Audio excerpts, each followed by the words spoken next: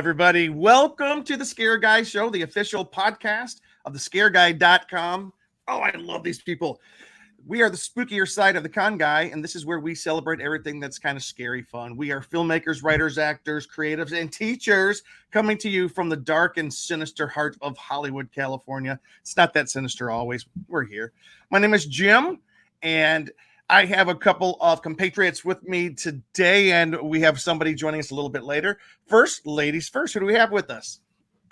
It is me. I am the solo female tonight. Katie Christine, aka for spooky season, the final girl Katie. Excited to talk about spooky season, which I gotta say, I haven't been feeling the spooky season that much this year, which we'll talk more about later, but I have done some spooky things that did help a little bit. So yeah, she's gonna bring us some inside reports. All right. We got half of the samplings. Who is it? Yeah, just half of us. I'm Derek, a regular here. Kind of got Derek. I am a writer, software engineer, and currently a middle school English teacher, which I'm not sure how that happened, but well, I love the fact that you're teaching, and I taught English as well, and it is a gift. I was not able to stick with it, and Derek seems more inclined to be able to do this. It is a good time. It is an interesting stage of life, and those kids are very entertaining. I'll say that. It's a great stage. Hello, Nathan. Hi, Really Nathan. good to see you. And also, Andy. Always good to see Hello, you, Andy. my friend. Andy. But tonight, guys, we got a really cool show. And Katie kind of mentioned it. We tonight is Halloween. This is our big Halloween show. How big is the Halloween industry, and how quickly is it growing? It's kind of crazy. It seems like in the last 5 years, it seems like it's doubled than what it was 10 years ago. And we know it's way far ahead of where it was 20, 30 years ago. So this week on our big Halloween show, we are going to examine this creepiest of seasons of the year with inside reports from Halloween Horror Nights, both Orlando and Hollywood. Yeah, we hit them both. Not Scary Farm, the LA Haunted Hayride. And so we'll talk about some frights from across the country, including, and you notice that Cheeseman is not on the couch tonight. Well, he might be on the couch, but I doubt he's on the couch in Las Vegas. But he sent us a message with a little bit of a Halloween greeting from Vegas. It's going to be fun. So from haunts to movies to TV and costumes, we are going all inside Halloween. And I couldn't wait, yeah. Andy, Derek is here. Andy, I know I've been gone a while. Did Luke go to When We Were Young? Yes. Wait, the concert? Yeah, the festival. Yeah. Okay. I was like, if he's in Vegas, he probably went to When We Were Young Fest. So who was in that festival, Katie? a lot of people. I've been calling it like Warped Tour times like return, because Warped Tour no longer is a thing anymore. But I think the one he probably mostly went to see was probably Blink 182. Yeah, I guess him and two of his buddies who were in a band with him when they were in college. They all went to see. This is the reunion tour, basically, of Blink 182. Yeah, Blink 182 was there. I know Good Charlotte was there. Reliant K was there. Avril Lavigne, All Time Low. So yeah, he's there. He sends us a little a message. He got a little bit of a spooky Halloween thing going on. Hey, hello Lily. Hello, good to see you. Yeah, Andy says it has been a while, so it's good to see you guys tonight. I'm gonna first of all, since this is a happy hour and I want to be happy. I've got my Bates Motel glass with me tonight. We are gonna jump into the Halloween discussion here in just a second, but if I remember right, I think if I pour cold liquid in here, well, that's kind of a cheat. It fills up. Yeah, but the pink was supposed to turn red. It looks. The roof. It just takes a minute. There's blood spots turning red. Yeah, so the blood beside the Bates Motel. Oh, it's getting darker. Yeah, either that or the background is just darker and makes it stand out. All right, Katie, I got to ask you, Halloween. I know that you and Derek and me have all come from kind of really crazy different backgrounds. Real quick, since we're talking about the history of Halloween and how it's changed over the years, what do you remember about your Halloween as a kid? I remember my costumes every year my dad would help me make my costume. A lot of my costumes I would think were homemade growing up. Because we would always go trick-or-treating like house to house. I grew up at a year-long summer camp and conference center. And Yep. so all the kids would kind of just walk around. I know, shocker. Now everybody has to use like cars to get around, especially in Los Angeles. But we would walk from house to house. And then at the end, there was like a whole bunch of subdivisions where you didn't know who was there or who was not there. They would come down to the main cafeteria hall, and they would bring candy, and you could just go to those table to table for the people who we couldn't get to their houses. But I just remember my dad, like, I know I need to like give you pictures of these sometimes because it's not going to do it justice to describe it. But like, I was Catwoman one year, and my dad got one of those plastic McDonald's cups, like the big ones, and made me these like long, like fingernails that we covered in foil to give me like claws. I wore my dad's hockey gear, and I was a hockey player, but he like did cuts, so it looked like I was like a beat up hockey player. I was Eponine, but everybody just thought I was a hobo. So, things that don't read sometimes. But for me, it was always like where my creativity, I think, started, because anybody who's familiar with the show, or maybe you're new, I'm a costume designer and a wardrobe person. So I do think Halloween is where I kind of started that, because my dad helped me make my costumes. So I didn't really buy costumes much as a kid. So. Wait. What is it? Nathan says, yo, the con guy today is the day it's my birthday. Nathan, are you telling us today is your 30th birthday? I think that's what you're saying in kind of a riddly kind of way. Is that what you're saying? If so, today is the day. Happy birthday. My birthday, 30. Okay. Happy that's birthday, Nathan. Fantastic, Nathan. Happy birthday to you, my friend. All Welcome right, to the 30s club. Yeah, well, that's a long ago club for me, but still. I know. I haven't been kicked out of that club yet, but I won't be in it much longer. I'll tell you that. All right, Derek, what about you? What was your first interaction with Halloween? And then I gotta let's see. Give us a little history lesson here. Well, when I was young, before the other sampling on this podcast was born, there was just my brother and I, and our mother made us costumes most years. We were gorillas once. We were clowns one year. We were Peter Pan and Captain Hook one year. And we just went trick-or-treating around I don't even know if you'd call it a neighborhood. We're kind of from the country, and all the houses nearby were our relatives. We had second cousins and great aunts and uncles and first cousins once removed and grandparents next door. We went to all these houses, and they gave us candy, of course.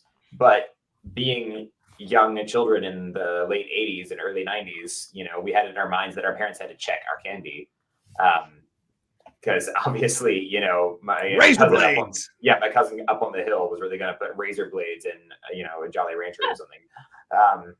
Not sure how they managed that. But anyway, it's just funny because that was just the idea we had. All these stories you'd hear about trick-or-treating and how you've got to make sure you're safe. But for us, the big risk was, stepping in a hole or, falling down the hill into the woods or something. I get that. Yeah. I mean, once when I was little, and I think it was the year I was dressed as a clown, they sent me up to knock on the door of our cousin's house up on the hill, and their front, it was like a little front deck kind of thing, had been pulled out for some maintenance reason, and there was like a foot of space between that and the door, and in the dark, I didn't know it. So I just like walked up to knock on it, and I just fell straight down like something out of a cartoon. And then, like, of course, me as a child on Halloween just freaked out when I fell down onto the ground from this porch, and my, candy bucket was just spilling out. But I didn't die, fortunately, as far as things turned out all right. But yeah, that's what Halloween was like for us. Homemade costumes, walking around to relatives' houses. Yep. Still getting some decent candy. Did you guys use like a pillowcase? Yes. Okay. I think we got the buckets because they came in Happy Meals. Or Happy Meals came in the buckets for a while. I mean, they're doing that again, but no, but like that was never big enough for the candy. So like we would just bring us a pillowcase to like dump our candy in. I see. You had actual neighbors. Here's my bucket. Which is wild to think about, because if you guys knew where I grew up, there isn't more than 1,000 people at a time. It's not that many people. It's just everybody lives in a small space because it was in the mountains. So like it really wasn't a lot, but like compared to like the country, I guess it was. Yeah. Hello, Jonathan Wilkinson. Hi, Jonathan, am I? Correct me if I'm wrong, Jonathan. You and me and Luke, we got a date on Wednesday night, right? I think, right? A I'm hoping mandate. Yeah. Hey, Cleaver. Cleaver's here. Sorry to be tardy to the party, everybody. Oh, that's right. Uh, Wednesday, not tomorrow. Wednesday night. Today is Monday. So on this coming Wednesday night, myself and Luke and Mr. Jonathan Wilkinson are going to Halloween Horror Nights here in Los Angeles. So I'm excited to hear about that. Yes, I went to the one in Orlando. Get to compare it to this one. I have thoughts, but we're going to get there in a second. Just for those of you watching, we're about to throw it over to Ben. Ben, we have a question. I'll let you think about it for a second. What was your first experience with Halloween? If you can remember back to that and just kind of fill us in. But what we're going to do as soon as we're done there, we're going to talk about the history of Halloween and how it's growing. And then I know some of us have been to some of the haunted attractions across the country. And I've got some videos I want to share with you guys, which are kind of fun. And I got some things to share. Luke Cheeseman on the couch, has a video he has sent us from Vegas. That bum. And so, Ben, we are talking Halloween tonight. We're talking about the history of Halloween, and we're kind of talking about the exponential, explosionary, is that a word? Growth of Halloween. How it's become so popular, especially in this last 5-10 years. It's just become like, the elephant in the room of holidays almost. So, Ben, hashtag BK421. First of all, introduce yourself to those who are listening to the podcast, and then let us know when was your first time with Halloween. Awesome. All right. So, hi, everyone. I'm Ben Cleaver, and I'm an actor, writer, comedian. I'm on a couple podcasts now. I also host one over at Movie Melee called The Geek Seat with Ben Cleaver. Nice. We just shot the second episode of our two-parter on all the live-action Batmen. So those are audio only. We're kind of bouncing cool between if we want to do like video or audio only or whatever. Don't do video; it just messes everything up. Well, that's also a thing. Wait, Ben, first of all, before you start talking, your shirt is so cool. What is that? Thank you. This is Disneyland last year's Disneyland special shirt, and I had to wait a whole year to break it out again. So I love that. Yeah. All right, back to Ben. So I do all these things. You can find me on social media at Ben Cleaver. That's BENKLIEWER. That's I'm on TikTok. I've posted like 2 videos, and then Instagram. I'm on Twitter or X. I think I might just delete my account on there because you're an XXer. Yeah, it might be an XXer.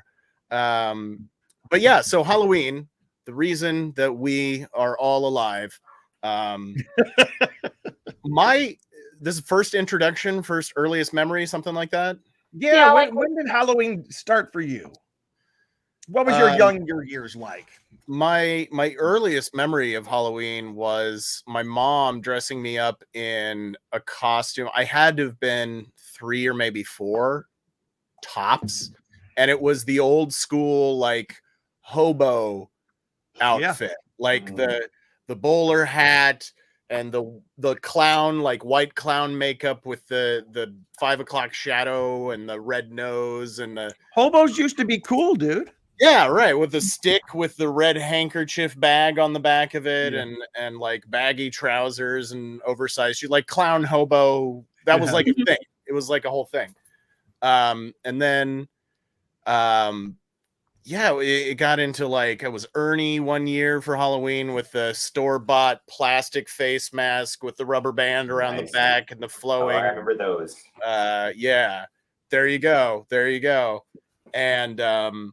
And yeah, it went from there. And then I kind of discovered that I really liked the spooky, scary haunted house type of thing.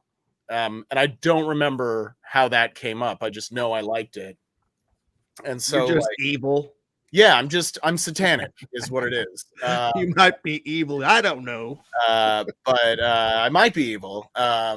But yeah, and so then I started getting into more of the spooky stuff. And one year I went to Walmart and they had all these Halloween makeup and stuff, and they had like a fake nose, but it was for a werewolf costume. You came with a little kit with spirit gum, and you glued it onto your nose, and it was like wrinkly and weird.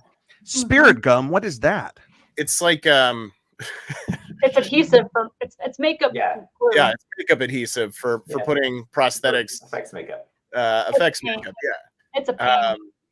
But I took that and I glued it to my face, and I did my makeup Spirit gum. for the there you go, spirit gum. I did I made a costume for my elementary school like Halloween costume parade that we'd have like the day before Halloween in the gym, and everybody would put on their costume and we'd walk around the gym.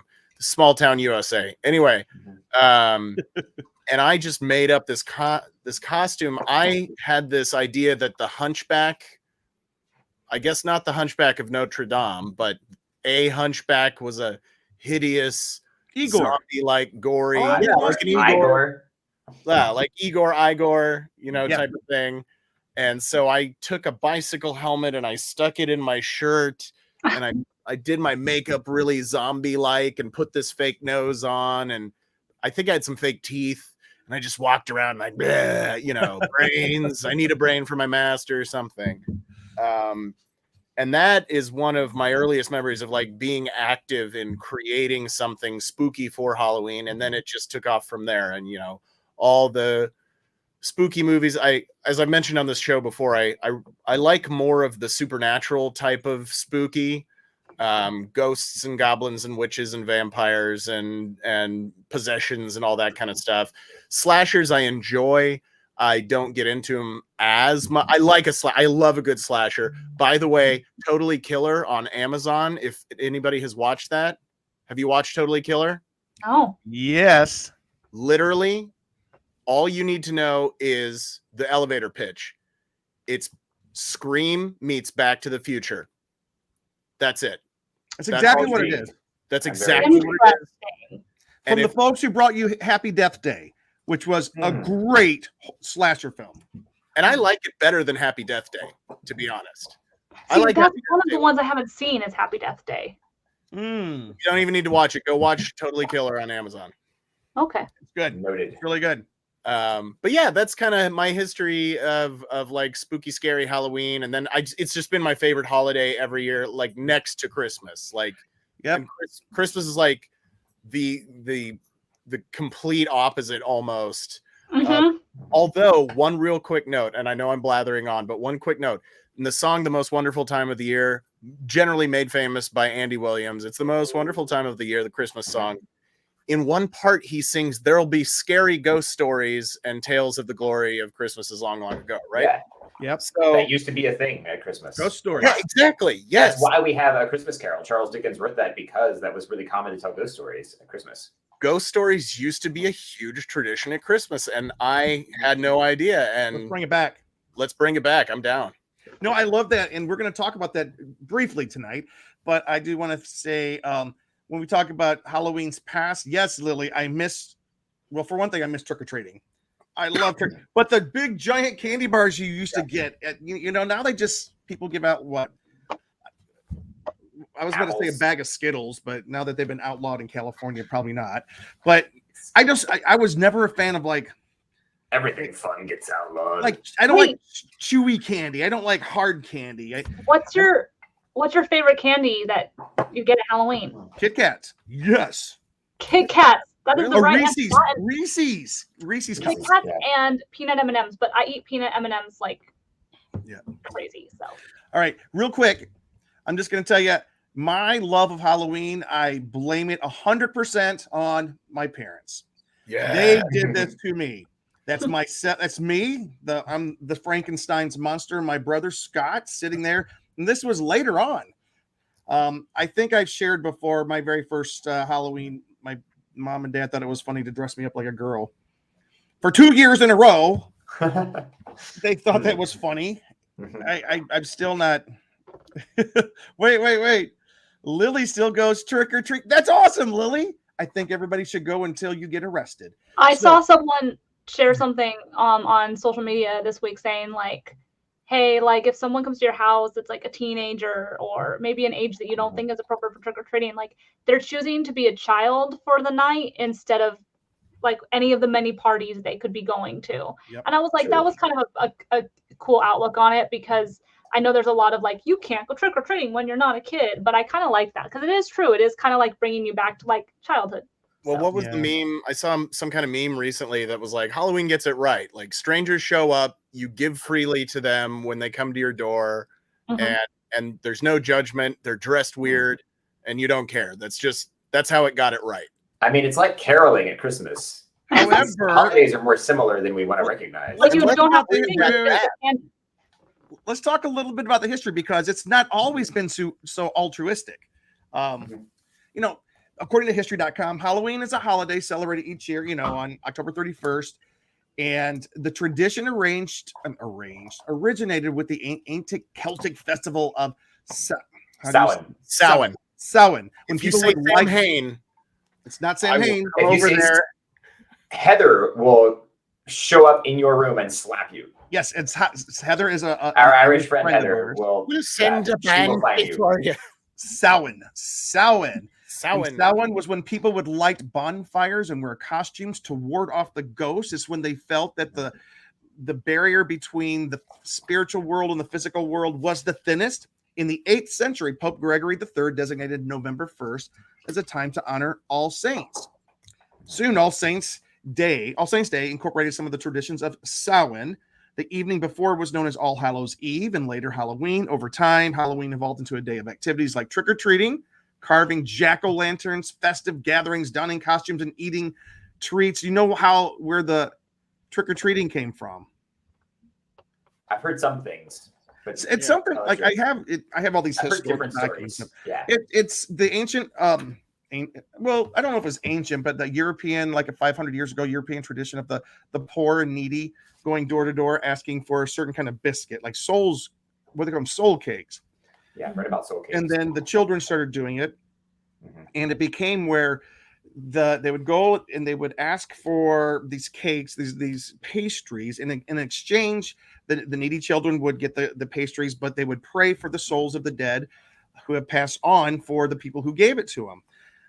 Later on, though, it became where, we have to give them something, otherwise they're going to do something bad to us. Evil spirits will, and it was kind of it kind of all comes back to what we're used to today. But anyways, the history of Halloween has been, it did start as the Celtic holiday, the Celtic pagan traditions. It transformed into what it is now. It came to America with the Irish, who during the potato famine, a whole lot of Irish folks came over and they brought the traditions of Halloween with them. But instead of carving a turnip, we started carving pumpkins, and it just kind of grew from there. It started off as parties. It was more of an adult holiday, and then during like the 40s and 50s, it kind of became very children centric. And then look where we are now. I would argue that it is returning to its adult roots, and I don't know how I feel about that. But I think there's one tradition. I think it's in Wales, where a guy wearing a horse skull for a mask just shows up at your house and barges in, and he refuses to leave until you've given him enough beer that he's satisfied, and then he leaves your house. It's a terrible recollection of what this tradition is, but I think it's Welsh. Pretty sure it's Welsh. I'm going to search for that while we're talking. Check it out. All right. I'm going to do our research here. As Halloween gained popularity stateside, unique methods of celebration began cropping up. Parties by the 1930s were the standard fare, and by the 1950s, they had moved away from big downtown locations to house parties. So, 1950s was all about the parties. And then, let me see, bobbing for apples was like a fortune-telling thing. There was a lot of fortune telling, and the tradition, one of the traditions that we've lost during Halloween, it used to be a night where women looking for their future husbands could divinations and different fortune tellers could help them find their husbands so that they would have it by the next Halloween. That was one of the traditions. It's kind of strange. In the 1960s, that's when America first started using the large pumpkins that we have today. a pumpkin bread especially for Halloween. And then I'm just reading some stuff here. And then how the Monster Mash Halloween music started in full in 1962, followed by Haunted House and I Put a Spell on You. And then Halloween spending started. Costumes used to look like this. Costumes used to be homemade. Then costumes became these 1970s and 80s Cooper window box costumes. And now we're back to the full masks that we have now. So soul cakes. The soul cakes are what kids used to beg for. And then I'm going to make some soul cakes. Yeah, the rise of the latex mask in the 90s in response to some scares. And Derek, you kind of like were half joking about, razor blades in the candy and stuff, but that was a real concern for folks during the 70s and 80s. It was a something that was going around. And then in the 90s, it was during the 80s, they had the Tylenol poison scare. And then so in the 90s, the rise of trunk or treat events happened and mall trick-or-treatings, where a lot of the trick-or-treating get off the streets and started happening in parking lots. Churches started doing a lot of stuff during this time. And then the rise of the haunted house. It used to be, I think it was Young Life on college campuses. Was it Young Life or there's another Christian organization? It was Young Life. Started, I'm sorry? Was it, or Campus Crusade, maybe? Yeah, Campus Crusade. Campus Crusade. They started the haunted houses on college campuses. Eventually, it became the JCs started the haunted houses all across the country. And then gradually it became what we have today, these giant corporate, I love them, these corporate haunt events at theme parks and whatnot. So that's where we are. I just want to ask you guys a question. And we have a couple of questions here. Wait, what's this? I was laughing at Lily's comment earlier. Divination to get a husband for next year? Bring that back. Do it. I'm going to put my student loans in the candy this year. I hear you there. I hear you there, John. That's deadly. So what do you guys think? What do you think has, if you had to give your best guess, what has been one of the reasons for Halloween becoming in the 50s and 60s very child focused, even the 80s very child focused, but it seems to have become a very adult focused holiday now? What do you think happened?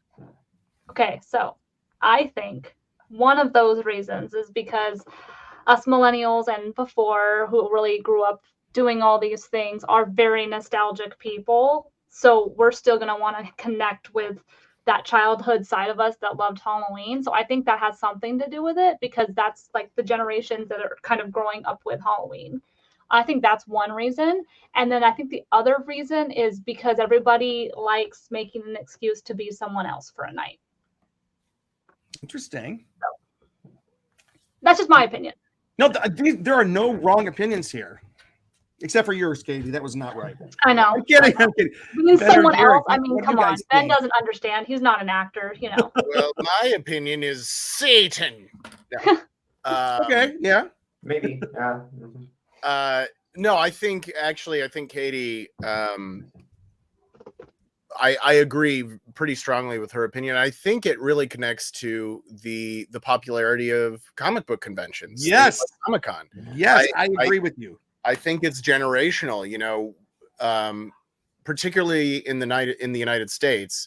We had these generations of families and people who, they went through a lot of hard times. From the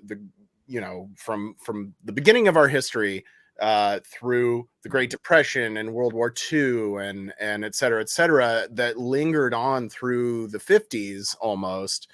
And then you had culturally in America this almost relaxing after World War II, and it was one of the biggest economic times for our country. And so it turned more into the culture turned more into a, maybe I want to say work hard, play hard type of thing. Like, so there was more of an emphasis on being able to do things for leisure time. Mm-hmm. And I think holidays, you look at both Christmas and Halloween, completely blew up. Like Christmas used to be like Christmas Eve was when you put up your Christmas decorations and your Christmas tree, right? Like now it's like, I can't Target has a 6 foot wide section of Halloween stuff on sale, and everything else is Christmas now. It's still October. And they started that, putting all the Halloween stuff on sale like September 30th. Yeah. I'm surprised that Halloween you can stuff- find any Halloween stuff in Target. Halloween You stuff can't. hit the Not shelves. in, anymore. like- It Go goes fast. yeah, Halloween stuff hit the shelves in like June. Yep.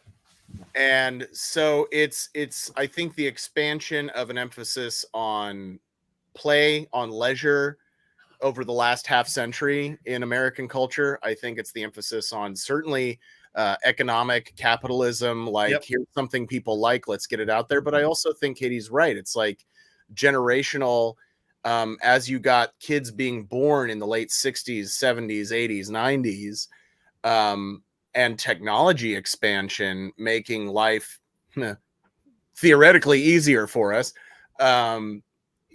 It brought us into a place where we can enjoy a lot more stuff immediately. Like, Yep. I don't have to call the JCPenney catalog and wait 3 months for my Halloween costume to arrive. I can order it on Amazon and it's at my doorstep tomorrow morning. I just got a notification. I have an Amazon delivery waiting for me right now. It's squirrel repellent, so I can spray my pumpkins so that the squirrels don't eat them. Those little bastards. You should just say It's it. his fault. No, but Dan, Ben, I think you're exactly right. We can't ignore the increasing level of disposable income that is available right now. That was not available even just 20 years ago, 30 years ago, and I think that contributes to it. I think the delayed adulthood of a generation is a big one. I think that's a big part of it too. Yeah. What do you think about that, Derek? I think that is a big part of it. So many of our generation, it's like it took longer, and for those of us that did eventually, get married and start our own family, it has taken longer for a lot of us. Yeah. There are lots of things contributing to that culturally. We're just seeing that kind of shift. And me wanting to get extra philosophical, I do wonder too, if this growth in wanting to hold on to something, some kind of element of fantasy, of magic, of the supernatural in some way, things that we deal with not only with conventions and with all our nerd fantasy stuff that we're into, and with Christmas and with Halloween. I think we see a lot more people getting into those things when at the same time culturally, religion is less popular. Do you know what I mean? Yeah. And I know that it could be a little bit of a stretch, but on every census in recent decades, we've seen a real growth in people who mark their religious preference as a nun. People want to say, I'm spiritual, but not religious. That's becoming more and more common to hear people say that. So a lot fewer people are tapping into this idea of there being a supernatural in their everyday life. And I wonder if maybe because a lot of people don't have that all the time, because they're not regular attendees at a church. They're not involved in some regular religious practice. Maybe that leads people to want to find that meaning and that sense of the supernatural somewhere else.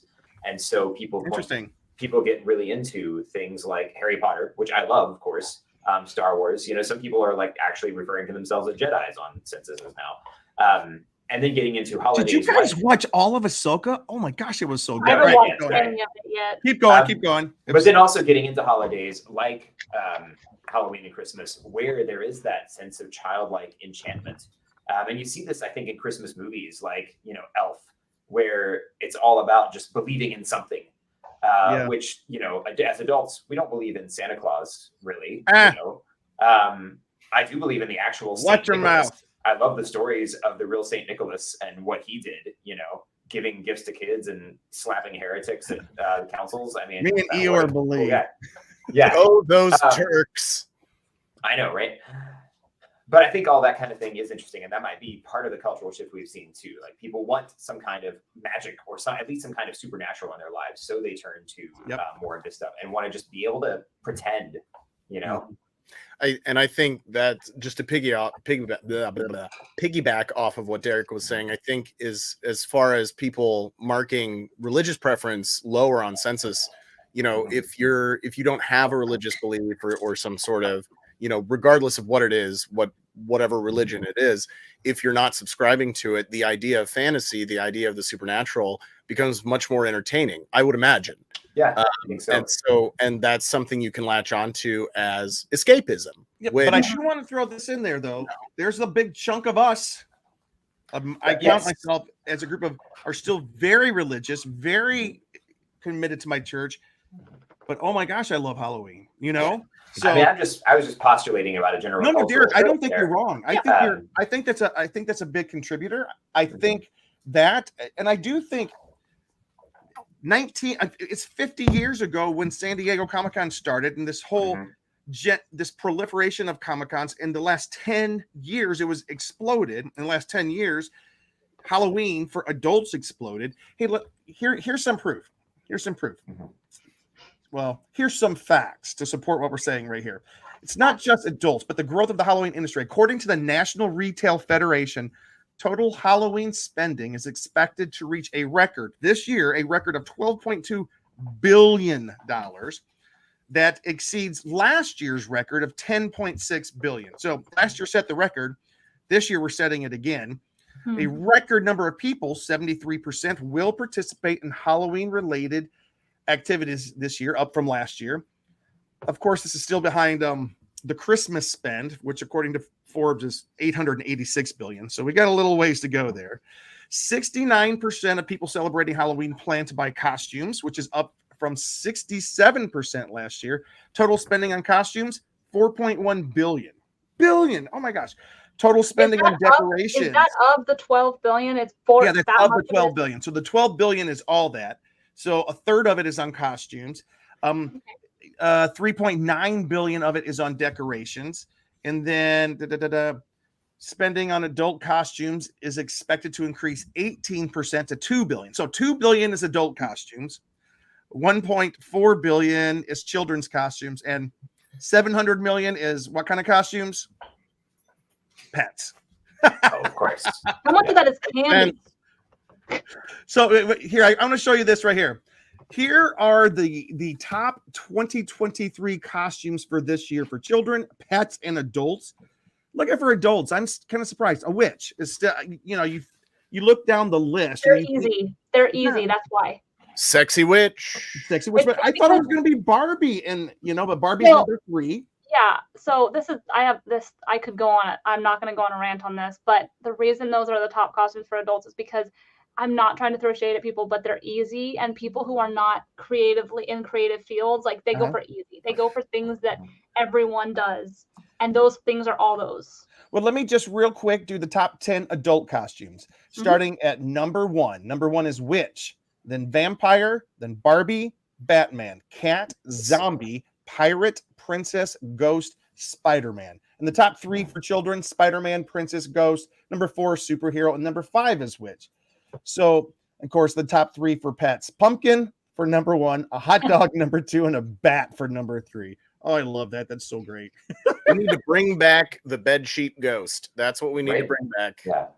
Yep. Just the 2 holes sheet. Here's some other things from our past that I think people have gone very nostalgic for this year. Did you guys see the craze? Yes. For those of you who are listening, I'm showing a picture of, what am I showing a picture of? Who wants to go for it? The classic McDonald's Halloween trick-or-treating buckets with the pumpkin, the Frankenstein, the vampire, and the mummy on them. One of them was a ghost one time too, but that's not shown in this picture. No. Last year was a ghost, a goblin, and a pumpkin. They had a witch with a little pointy hat that you could unscrew to put the candy in. There was a ghost and a goblin or something. But it's the nostalgia factor. The millennials right now, we're in our 30s and 40s, and we have careers, some of us, and and we have disposable income, and companies are capitalizing on that. You can capitalize on nostalgia. It's the same reason I believe that Comic-Con has blown up in the last 10 years. And I love it. I'm part of that. Am I part of the problem? I don't know. Hi, Is it a problem? Is it a problem? I don't know if it's a problem. Here, let me go through some pictures real quick just to talk about where we are today with Halloween. Okay, so McDonald's playing on a nostalgia factor. All right, another nostalgia factor. Apple Plus Television now has The Great Pumpkin, Charlie Brown. As everybody knows, I'm a big fan. I'm wearing the hat right now. Yes. I'm having a Halloween party that you're all invited to called the Great Pumpkin Halloween Party. On Halloween night, we're all going to sit out in a pumpkin patch. It's Jim's pumpkin patch. Anyways, is it the most sincere? It is the most sincere. I don't have pictures. Whoa, wait. There's my shirt. I went to a pumpkin patch in Santa Barbara. It's the You brought a pumpkin patch in Santa Barbara, Jim? Oh, I wish. But it was the best pumpkin patch. Cheeseman went with me. Look at the size of these pumpkins up there. So anyways, I didn't send you guys my pictures at the pumpkin patch yet. I'll have to do that for like next week maybe, or after Halloween. Here's my living room right now. There's part of my pumpkin patch. That's the artificial ones. There's Charlie Brown. He is sitting there. But one of the things that I loved this year that I have done, and I have a video to share in just a second, is I didn't know you were going to kill it. No, it's all. Oh, I know. I love it. Anyways, but one of the activities that I got excited about this year was the where did it go? The Los Angeles Haunted Hayride. This is the group I went with. A group of us went there, and it felt like a throwback to the 80s. I love it so much because it was out. I mean, you won't know that you're in the middle of Los Angeles when you're at this hayride, and I've got a video to share from it. There's something about it that is very nostalgic. So for me, Halloween right now is exploding. It's going through the roof. I got one more piece of data that is interesting. Passage Event Ticketing Company. It operates the Haunt Pay. It's like the ticketing company for most haunts in the country. They did a survey, and it's from 215 haunted attractions plus 215 haunted attraction owners and 1,300 haunted attractions. They found out that 33% of haunts reporting that they expect to see 5,000 to 10,000 guests this year each. That's pretty good. Last year, the majority of respondents had 1,000 to 5,000 guests. So they're jumping way up this year. Haunted attractions are growing in popularity, are no longer limited to the season of Halloween, which is interesting. Fewer than 3% of the respondents said that they were only open during the fall. Instead, nearly 17% were open for Krampus, aka Christmas holiday events. 15% open on Friday the 13th. 11% were open for Zombie Prom. I don't know what that is. I guess it's during the fall sometime. And 11% were open year round. So that's the growth. That's the growth of the haunt industry. So we're going to talk about haunts here for a second. Katie, you went to a couple of haunts. Can you tell us about Not Scary? Yeah, so this would have been third or fourth time I've been to Scary Farm. I can't remember exactly. I went last year and I went this year. If you guys are familiar with Knott's Scary Farm, it's obviously at Knott's Berry Farm in Halloween. It is the scary version of, like, if you go during the daytime, they call it Knott's Spooky Farm because it's family friendly. But after dark is when the monsters come out. They've also had this iconic show at the start of every Scary Farm called the Hanging Ceremony, where they do a little show and they like hang someone who's popular in pop culture or politics or whatever, but they stopped doing it because it became too controversial. But they're doing it. I was there the year they did the last one, and because every year they hang something, and I was there, and they did this whole show. Then they did the hanging they revealed the hanging, and the hanging was the hanging show. So they had killed it. But they took it away because it basically got canceled. For people got upset and controversial, but it came back this year. It's just in a different area than at the very beginning of the hanging's back. That's so exciting. Yeah, they've been roasting the phantasmic dragon. Anyway, but I think he roasted himself. Yeah, so it used to be like in the main part of the park. Now it's not. I think because that was what one of the complaints was.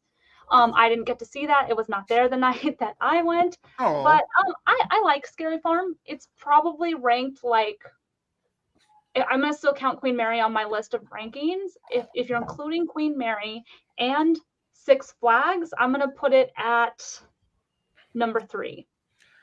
Ben, and where wait, I gotta throw this back in there. You know how I said 50 years ago start Comic-Con? You know what else started 50 years ago, Katie?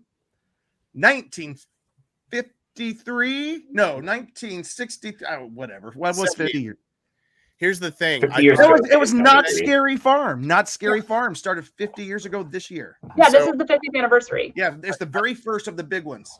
I heard a radio advertisement the other day, and they were saying it's 50 years of Not Scary Farm. And in my brain, I was like, oh, 50 years ago, like the 1950s. And then I was Yeah. like, Right? that's the That's not how it works 1970s. anymore. Yeah. Yeah. That's a Oh problem my gosh. that we have. I still think 20 years ago is, the 80s. So it's not. But so I'd say it's number 3 of 4 of the 4 main haunts that I would say here in Southern California. I don't really count the Haunted Hayride because I've never been there, but I know that is considered one of them. This year it was solid. We did get to go on almost all the mazes. There was a few that we didn't go to because we'd been on them before, or we just didn't have time for. But we went through most of them, so we had a lot of fun. I'm trying to remember. It was a long time ago. It was like in September, so I'm trying to remember like what my favorite was, but there was a couple new ones that were fun. Katie, remember this one? Was that a Queen Mary? That's Queen Mary. Yeah. Yeah. Oh, I'm sorry. I So- thought you were talking about your favorite haunts. Well, But my you said about favorite your haunt- favorite houses from. Yeah. Yeah, I honestly, I'm not gonna lie, Scary Farm is a little bit of a blur. It was fun, but like I never really. They did scare me really well one time where I almost like fell, so they did get that. Usually they don't scare me a lot at Scary Farm. Universal's does better at that. But my favorite haunt is Queen Mary Dark Harbor, Yeah, by far. which fortunately is not happening for the last 2 years because of all the damage that the Queen Mary has taken. But over 2 years. Shacktoberfest has been there. Yeah, but they weren't able to use the ship because the ship's being like renovated. Yeah. And I don't know if Dark Harbor will ever come back, but that was my favorite. Going on a maze that is on the Queen Mary, which if you guys know, there's so much history of hauntings and everything about Haunted. Queen Mary. But even without that, it is creepy to walk through the Oh, yeah. steerage areas of the ship and like the pool areas of the ship after dark. And it's creepy, but they also have hidden bars in all the mazes at Queen Mary. So I do hope that the Dark Harbor comes back in some capacity. I don't know that it will, unfortunately, but Yeah. that was my favorite one. And it's the most adult driven one, I would say, of the 4 main haunts. Yeah. If you do find younger people there, they're very much horror people. But I don't even remember. It's hard. They don't have a lot of younger because there is a alcohol heavy portion to Dark Harbor. There's also a hookah lounge at Dark Harbor, so like it is a more adult oriented. Did you say a hookah lounge? They had a hookah lounge?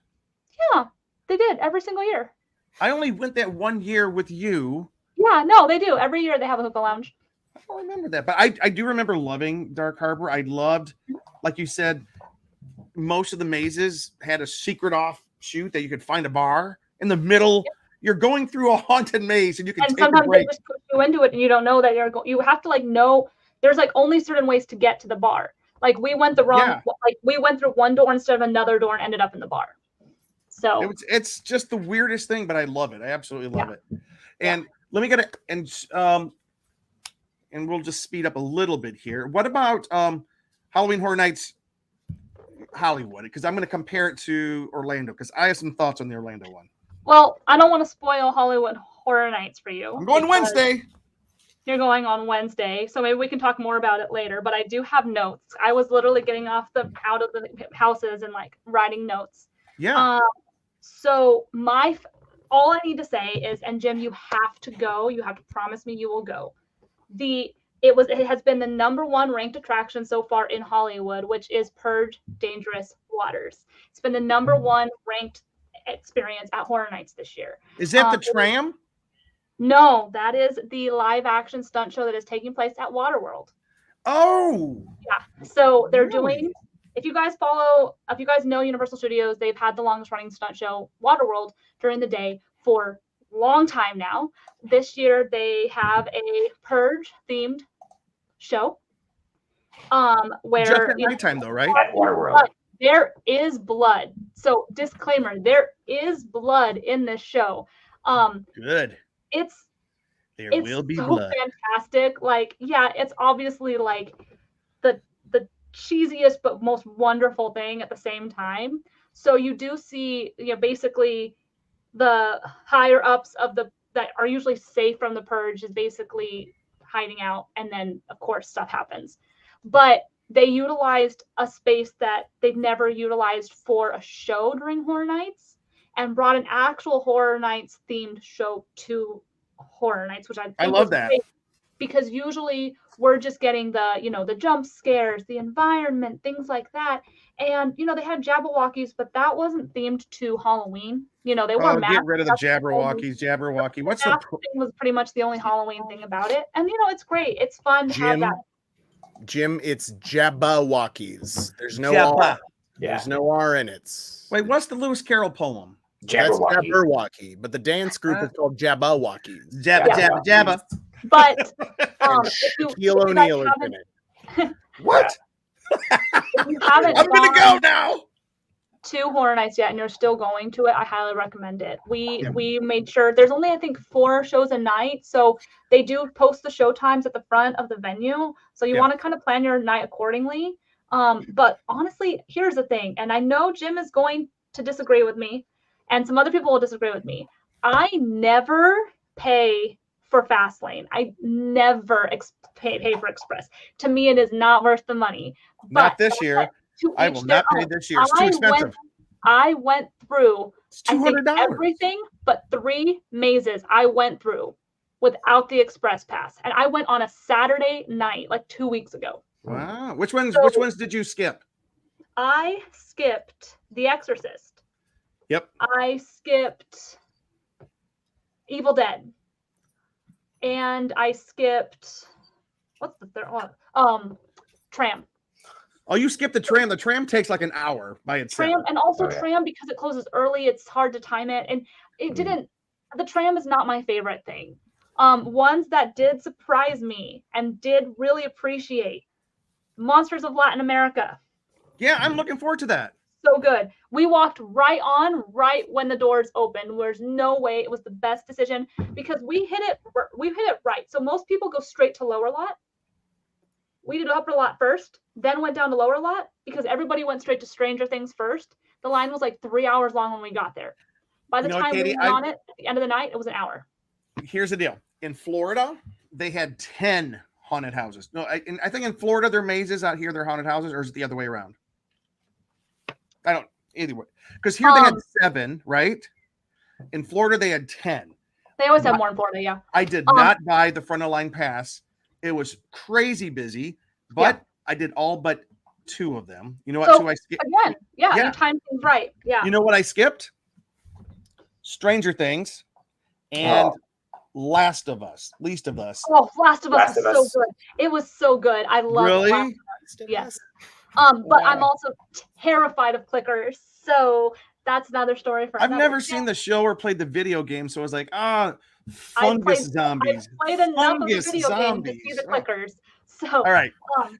But I know we have to cut it a little bit short, but yeah, I loved it. They brought back the Death Eaters in Hogsmeade, which is a great addition that they did last year, and it's really fun if you're a Harry Potter fan. They did still have the bar open there, things like that. So it was really fun to kind of walk through there. One thing I will mention, Universal Studios Hollywood liked to do water bits a lot where they would spray you with water in the mazes this year. So heads up that you will get sprayed with water. Emily and I both just like literally looked right at it right when it sprayed, and we were just like, well, that happened. Yeah. Not a big fan of like gags like that. It's not my thing. But aside from that, I really enjoyed it. It put me in the spooky season because up until that, we weren't really feeling the spooky season. So, but I thought it was fun. Stranger Things was fun. Andy said I missed out on a masterpiece. I think he's talking about Last of Us. I'm going to go to the maze. I will make sure that's one of the mazes I do have to go to. Yes. That's one of the longer waits. Starring Pedro Pascal.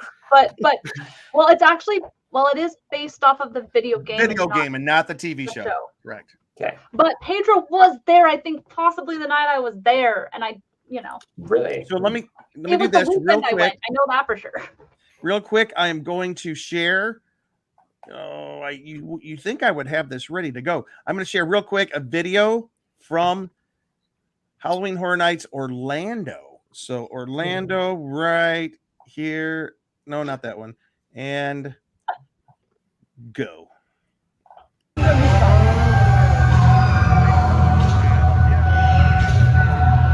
for those of you just watched, this is just kind of entering into going through the smoke, going through one of the scare zones, just to kind of give us an idea of what we got. And if you guys haven't been to Universal Orlando, People on the hill.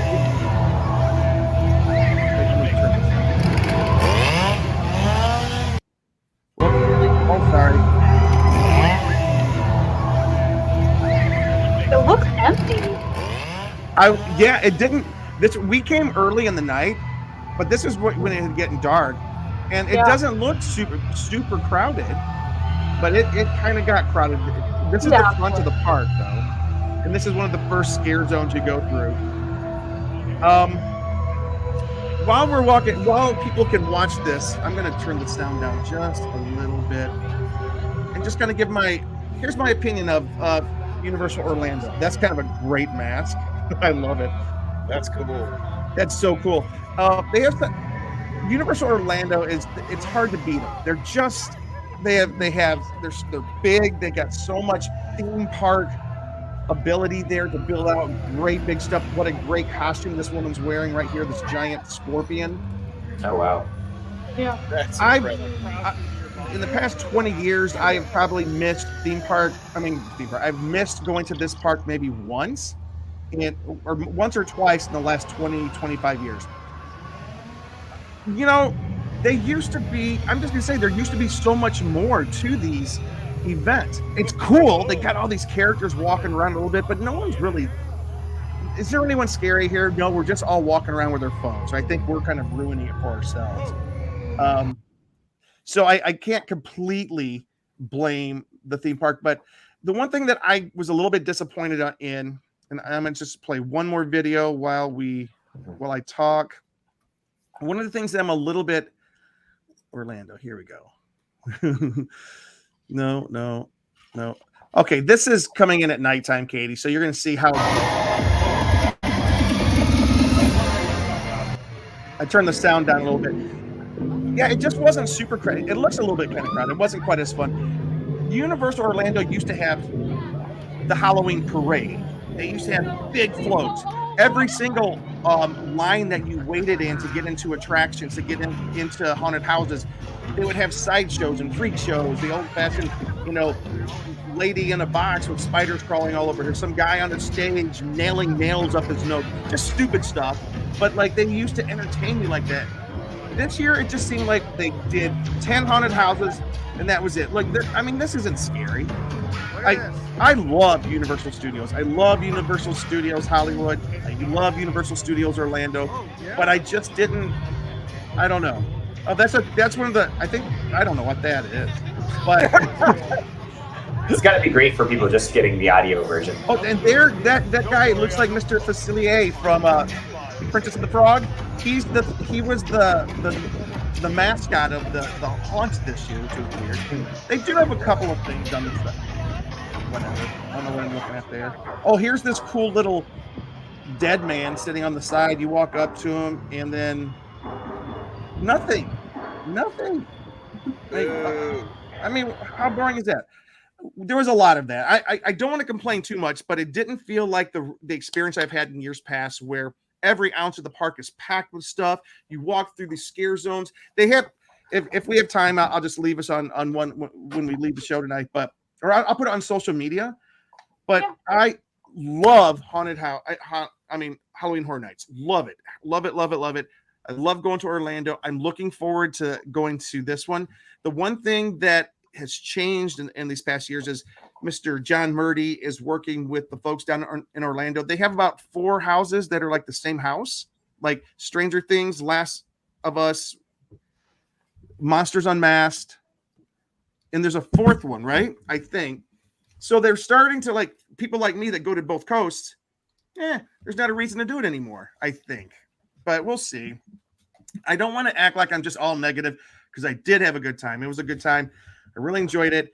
And I'll go back next year and I'll come back and I'll complain about it. Oh, you bought the special cup, which gave you a double cocktail for every single cocktail you bought. Sounds like a good deal. I bought the cup, which was kind of pricey. And then it was almost impossible to find any bar in the park that would take the special. They had to be special bars, the pop-up bars. You couldn't go to the regular bars. And I'm like, they had to pull me back. I was like, where do you have this written down? Where is this policy that I've been running? Jim, calm down. I mean, it was one. There's one more thing I do want to show. And this because Jonathan. Like, I need my liquor. I know. Jonathan just said that he might be going as, what's the guy's name? David Pumpkins. Yeah, David S. Pumpkins. David S. Pumpkins. Who you is don't that? know who David S. Pumpkin? I don't know who that is either. Jim. Is it this guy right here? Then we're gonna have to send him a link later. Wait, no, look. Yes. Preguntas? It's awesome. Yeah. What's my name? Are you Harpo? I'm David Pumpkins. There it I'm goes. gonna scare you stupid. Oh. Now watch this.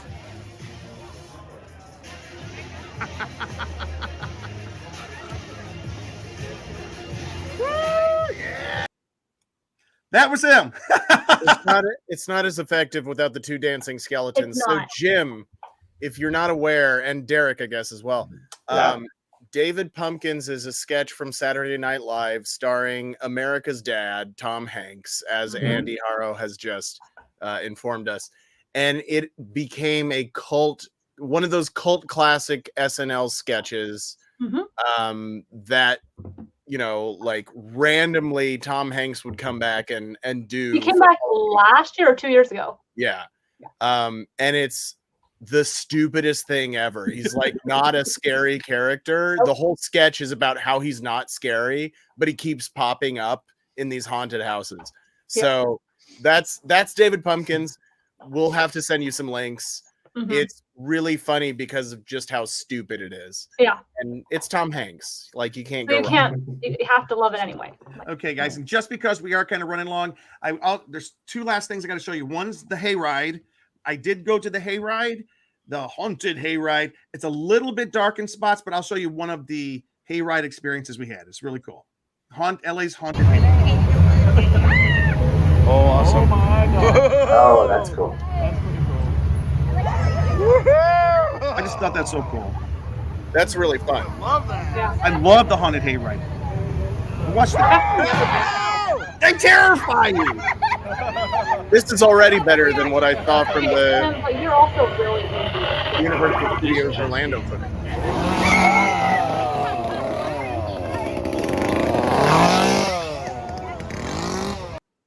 Okay, real quick, last hayride video. It was the only haunted thing I've done this year that really surprised me, and it's this right here. This was so cool. Again, a little bit dark, but you'll see it. For those of you listening, we're in a hayride. We'll do a dark spot here.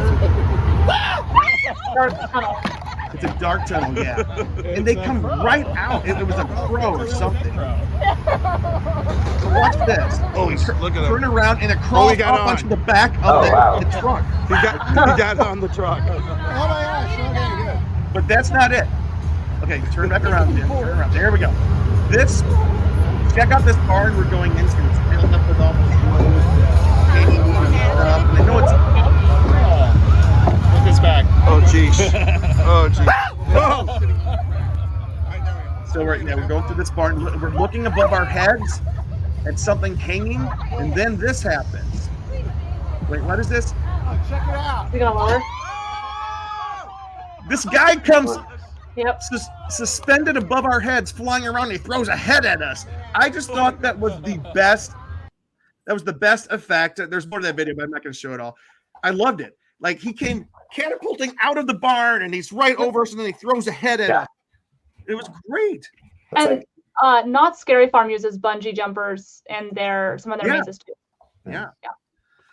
All right, Derek, I want you to show us, and I'm going to go through it, and then we're going to close. Luke Cheeseman is in Vegas and has a video, real short video of something he did that's kind of cool. All right, Derek, I am going to pull up, and then we're going to close.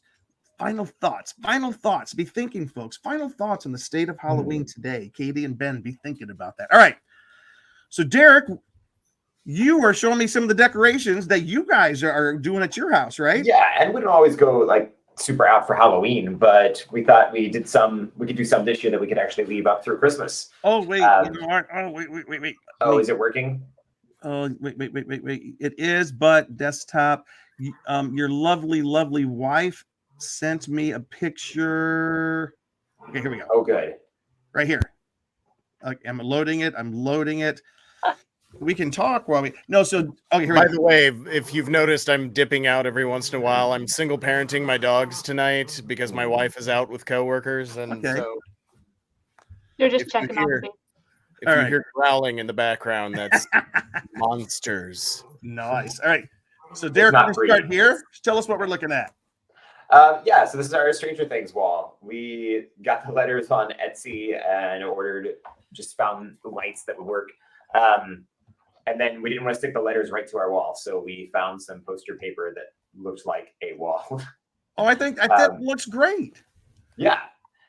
Thanks. Derek- We just again, this the first season of Stranger Things is set around Christmas time, so Yeah. use the Christmas lights. I think and that's we'll one of keep the it up. best set pieces from Stranger Things. I love it. Oh yeah, This picture's a little dark, but Derek, can you tell me what it is we're looking at? that is the Mothman. That's in what I our front thought, yard. Mothman. Yeah, that is someone actually dressed as Mothman. Is that a sampling there? Oh, it might be. You might see this person at your party next weekend. I hope so. Yeah. Stick. All right. Derek, walk us through this right here. We're looking at what? Yeah, so these are all over the place. I'm seeing them advertised a lot on social media this year. They're just floating candles. Right. That wand is a remote control to switch them on and off. Oh, And they come with the little fishing wire so you can hang them to do like the Hogwarts ceiling. So that's what we did. We saw this video on Instagram with links for some actual supplies that you could use. So we stuck the thick foam poster board to the ceiling and then had some strip lights that you can program to be different colors and to react to sound. And then we stuck some polyfill on so that we've got the ceiling of the Great Hall in our living room. and then look at this. Nice. Look at that. Yeah, I might have sent you some video, but that'd be a lot harder to upload. Nope, I got the video right Oh, here. you did? The video's kind of small, but here, let me link to it. Let's see if it works. Okay. Because what we like is it'll react to sound and we can have it just flash like lightning. Okay, here we go. Please work. Is it working? Oh, wait. I can hear it. I Oh, can't there see we it. go. Not very good quality, unfortunately, but Wait, let me. Oh, that is so cool. Yeah. That's cool. So it's reacting to sound? Nuts. Yes. Oh, and I see you're pointing the wand at it. And that was Laura saying Nux, which is when they light up their wand with Lumos, Nux Yeah. is how you put it out. So for Okay, those that's of you amazing. listening, basically what they've done is they've created this cloud texture on their ceiling with lights underneath it, floating candles suspended in the air, just below the clouds, and the clouds are flashing lightning along with Hedwig's theme from Harry Potter. John Williams, of course, one of the greatest film composers of our time. Right. And of course, I can't take credit for the idea since we saw this on Instagram, and I know Katie's done something like this before. I did. That one kicks mine's butt. Mine I did like years ago when we my before this 2 apartments ago or Oh, wow. whatever. Nice. But we did that in our hallway. But mine were like a remote control and battery operated, and I just hung them up with thread. But mine did not have you guys did the polyfill thing. Like that's really cool. Oh, thanks. I Jonathan might says have to leave it up invest all in year. one of those. Yeah, we just I'm might not leave it gonna up all year. We Yeah. definitely need to play some Hogwarts Battle under that. We're gonna have some people over for D&D later, and Cool. yeah, we just gotta. What you need to do if you do it again, Derek, Mhm. is get the little tiny plastic jack-o'-lanterns to just put around it. We so did that- think about that. Have that up at Halloween, and then just switch it Yeah. out for the candles after. Mhm. Yeah, But what's great is we got that on the ceiling and the Stranger Things alphabet on the wall. So, it's a very educational, very festive living room right now. Perfect bridge. And we kind of skipped over something, but I just want to bring this up real quick. Perfect bridge into one of the things that is driving, I think, this explosion of Halloween is definitely TV and film. TV and film is really driving it.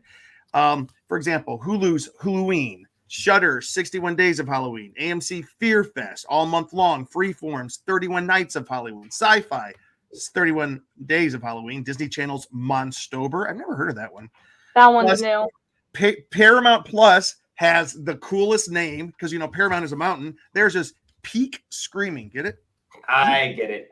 And then of course Netflix and Peacock have their special stuff. I just want to ask you guys. I think you guys know mine. I have two pieces of content that just drive me crazy. I love it so much. It's a Great Pumpkin, Charlie Brown. That's what it's all about. And also the 1978 Halloween, which is celebrating its 45th birthday this year and is back in movie theaters this week to celebrate 45 years, along with Halloween 4 and 5. 4 is great. 5, But all right, real quick around here, and then we're going to go to Luke's video. Katie, do you have any TV specials or films that kind of help drive your Halloween passion? Yeah, I mean, I'm watching Goosebumps right now. I have 2 episodes left that have aired. It's actually delightful. Yeah. I'm just waiting to watch episode 6 because one of my biggest fears is in that episode, and so I need to make sure it's not near bedtime when I watch it. But it's just fun, family, lighthearted horror. Like, it's not super intense. I mean, it's kind of intense, like more intense than like maybe people who like my friend who hates horror likes it. So if that tells you guys anything, but it's fun. It's campy, it's tropey, but what do you expect from Goosebumps? But I'm enjoying it. But as far as traditions go, I always have to watch Halloween Town and Halloween Town 2, which I haven't watched yet, but I do need to watch them. And then sometime from Halloween until Christmas, I always have to watch Meet Me in St. Louis, because that is one of the few movies that takes place at both Halloween and Christmas time. And there's a delightful scene on Halloween and Meet Me in St. Louis, and then a heart-wrenching scene on Christmas. But Don't ruin it. It's one of my favorite movies of all time. Movie's like 90 years old. I guess there's a point of It's also where the song "Have Yourself a Merry Little Christmas" came from. Oh, Which I The love. original. So, all right. only time you will hear me talk about Christmas before November 1st. Anyway. The rule is you can't talk about Christmas before Halloween's over. It used to be before Thanksgiving's over, but we've given up on that one. Derek, anything special for you? Oh yeah. So usually on Halloween when we're getting trick-or-treaters, we'll have Hocus Pocus playing in the background. I grew up watching Ernest Scared Stupid and finally got Laura to watch that last year. She laughed at a couple of lines like, you are the great redneck hope. Eartha Kitt is amazing in that one. And watching it again last year, I realized, it's a really dumb movie, but it is great fun. Jessica Clutch is agreeing, Katie. I can appreciate or with one of the two of you. You know what? I'm just going to assume that she's agreeing with me that Ernest Scared Stupid is a dumb movie, but it is amazing. And Jim Varney, we lost way too soon. He was amazing. Yep. I guess I'm overusing that word, but yeah. And I did see a reference recently to Authentic Bulgarian Miak, just a joke ad, and I wish I could have something like that to have just as decoration for trick-or-treaters. Miak. All right. Ben. Of course, every year I have to do Great Pumpkin. It's a tradition for me, and that is included in my earliest memories of Halloween, of course. Weird cartoon. It's fantastic. I love it so much. I love it. I recently watched the documentary Monster Inside, America's Most Extreme Haunted House. It follows Russ McCamey. McCamey used to be out here. Yeah. Oh. The guy who does the extreme haunts that's basically just torturing people until they give up. McCamey Manor used to be here in Southern California. Yeah, and he you have to sign this like 50-page waiver Yeah. before you go through it. Anyway, that man is certifiably insane. Yes. Yeah, I don't get it. And nobody should ever have anything to do with him. So if you want to watch a documentary about this weird narcissistic torture person, it's very interesting.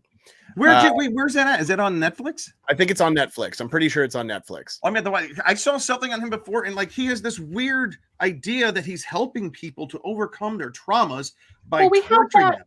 Yeah, We I had don't that see one how guy would work. on the show a few years ago who was talking about. Oh, that's right. We had the guy on who did the hauntings or haunts who interviewed him for the documentary. Yeah. So I think that's the worst part of like this cultural explosion. I'm also watching Goosebumps right now and really loving it. Yes, The Great Pumpkin And Halloween. But I'm gonna watch Hocus Pocus. I'm gonna watch Casper. I'm gonna watch all of these. The original Under Wraps. The original Under Where Wraps. can you find it? What is that? Not on Disney Plus. They took it out when they made the new one. I Oh, think that's we, the Mummy show, right? Yeah, I think we got it on Amazon. To be honest, I think you can get it on Amazon on streaming, maybe. I'm gonna Or have to they- look. Or maybe we watched it and then they took it off when they put the new one on. I don't remember. I know they took it down when they put the new one up. But you know, all those classics. I saw the new Exorcist Believer. Oh, I wanted to ask you about it Oh yeah. because Andy said this is the 50th anniversary of Exorcist. Right. So Bree and I were kind of split on it. I liked it. She didn't, but she had very good reasons for not liking it. Part of it being some of the writing's a little dumb. David Gordon Green. But some of it's good. Like I thought a lot of oddly enough as a theological history nerd, like I thought some of the theology in it was really cool and interesting, but some of the scenes were like, that's the direction you went with that? Okay, fine. No, I like the idea that I heard that exorcisms or possessions occur in cultures around the world. Yeah. It's not unique to Christian theology that people are possessed.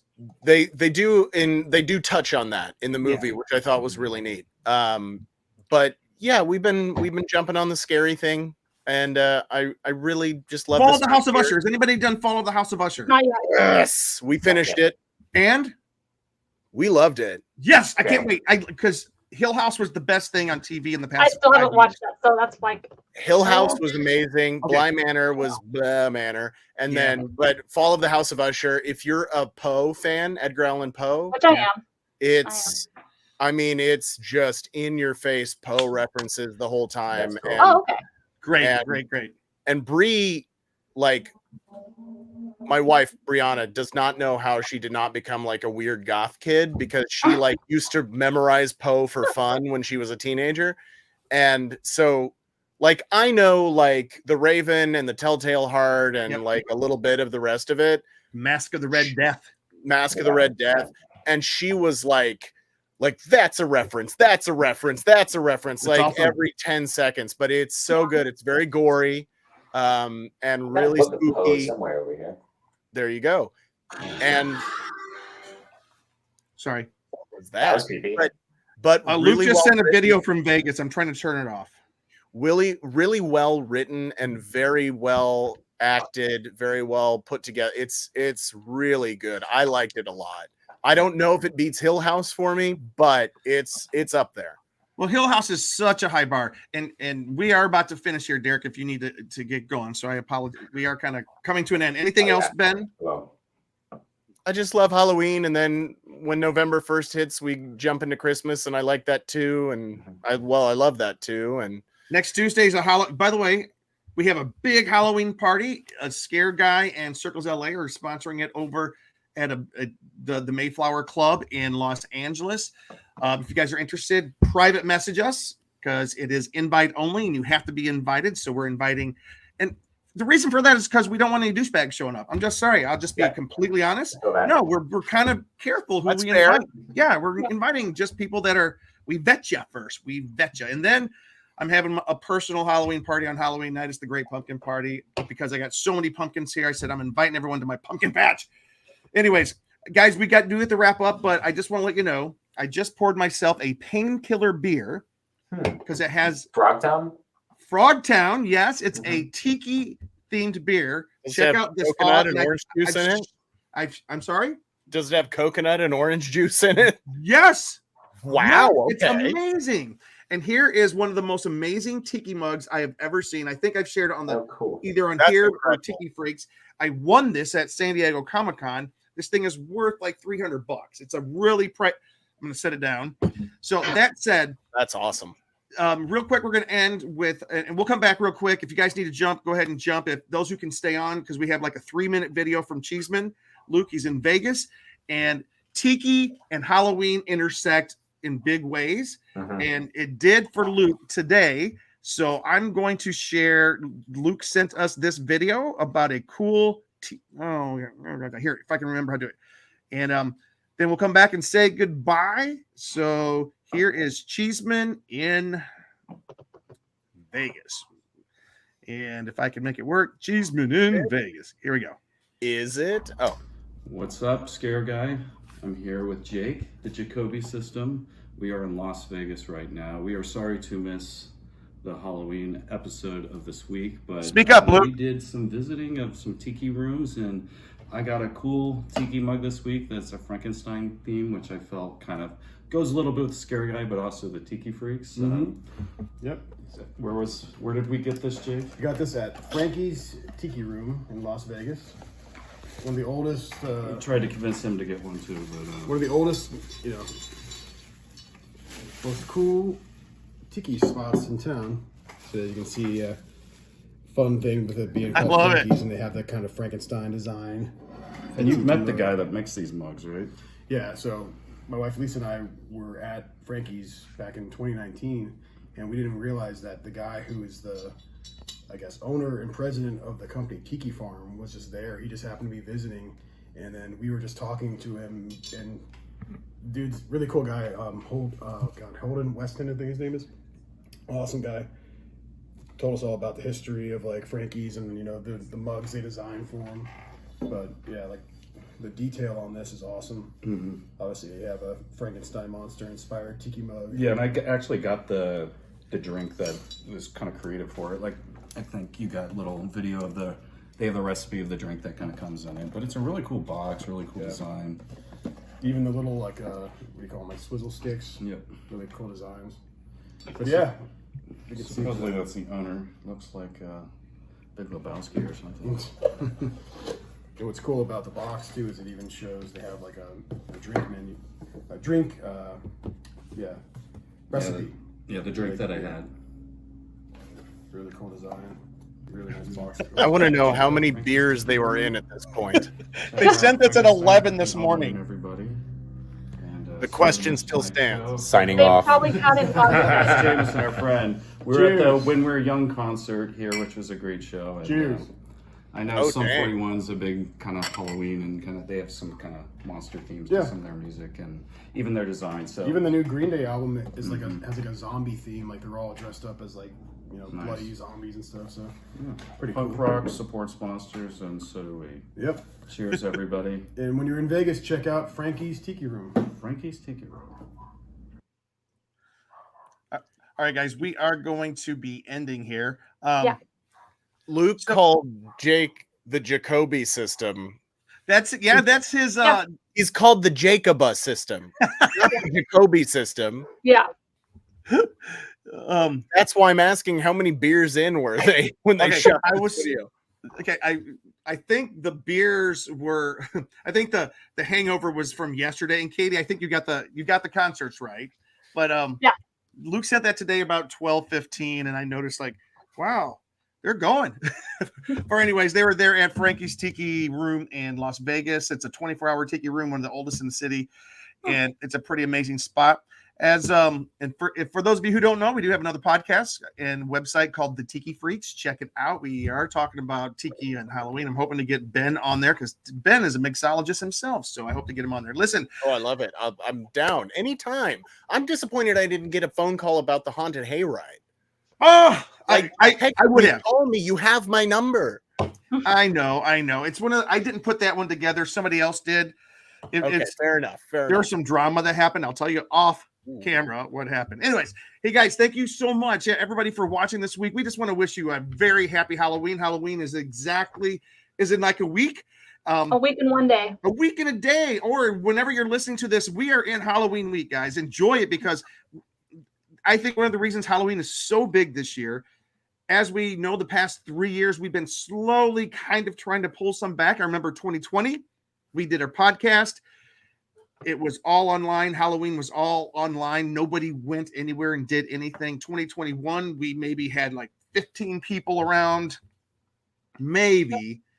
And then 2022, it kind of jumped last year. And then this year, I think everyone's like, hey, we're going to do Halloween this year. It's the first year in Los Angeles for the big West Hollywood Street Fair is happening. So they're predicting it to be one of the biggest years they've ever had. It's been canceled the last 3 years, 2021, 22. So anyways, we do at the end. I have some guests who just showed up downstairs. So I'm going to head downstairs. But listen, guys, thank you so much for joining tonight. Katie and Ben, though. Katie, we're going to start with you. Last thoughts on the state of Halloween, and then your closing. Honestly, I think I've said all I needed to say, but I am going to say I forgot to mention Trick or Treat. That is my favorite Halloween movie. Yep. Have to see it. The writer just announced a short story being released that is a sequel to it. We're still waiting on the news for the actual sequel, but Trick or Treat, great. Should watch it. And a Muppet Haunted Mansion. So great. Yes. Very Watch good. it on Disney Plus. I watched it last year. It's so wonderful. If you love the Muppets, I am a millennial. I grew up on the Muppets, and it was just everything you wish the Haunted Mansion movie was. How did millennials grow up in the Muppets when they came out in the 70s? That's all I want to know. Because we were born in the 80s. Yeah. Okay. They were Anyway, hitting their stride when we were kids, man. Stay tuned to my social media, all at KT_Christine. If you follow me on TikTok, it's pretty much only K-pop content at this point. So that's mostly that. But on Instagram, you can follow my other adventures. You'll get to see all of my Halloween costumes. They cannot be as epic as last year where I dressed up as Hogsmeade. But this year I have some fun stuff planned, and I haven't even figured it all out yet. But happy Halloween, everyone. All right, and before Ben goes, I just want to say goodbye. This has been great. You can find me, Jim, at The Scare Guy. You can also find me on James D. Fry on Instagram. And Ben, take us out. All right, everybody. I am Ben Cleaver. You can find me on social media at BENKLIEWER. Yes, that's how it's spelled. Yes, it's pronounced Cleaver. Easy to say, hard to spell. And I was going to dress up in a Halloween costume. I actually have an Alan from the Barbie movie costume, but I can't because I'm on strike. Oh, that's right. I saw that. Yeah. For those of you who don't know, SAG-AFTRA has asked for SAG-AFTRA members or to not dress up like characters in currently struck productions. And a quick caveat to that: you can dress up like them, just don't post it on social media because it could be considered promotion of the project. True. Can still dress up like your favorite characters, just don't post it on social media because we're drawing a hard line. But yeah, Halloween, I think, controversial statement. I think Halloween is here to stay.